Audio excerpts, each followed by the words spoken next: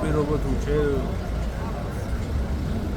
ყველა პატიმრის გათავისუფლებას ხას ითქ რომ ზიას იმიტომ რომ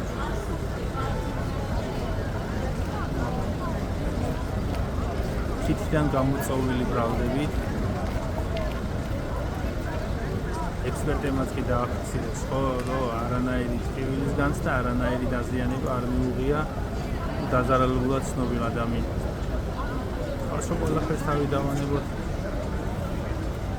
რაღაცას თვითონ საქმის არსი ისეთია რომ რაღაცა ადონეზე უნდა მიიყვანოს რა მამაკაცმა ხალი რო სილა გაგაწყდეს.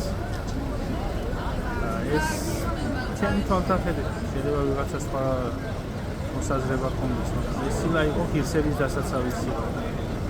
აქედან გამომდინარე, მე ვფიქრობ, რომ ბრალდება მით უმეტეს, რომელიც 5-დან 7 წლამდე პატიმრობას ითვალისწინებს, არის სამარცხვინო ქართული მართლმსაჯულებისთვის, საქართველოს ისტორიისთვის და სადაც და იმ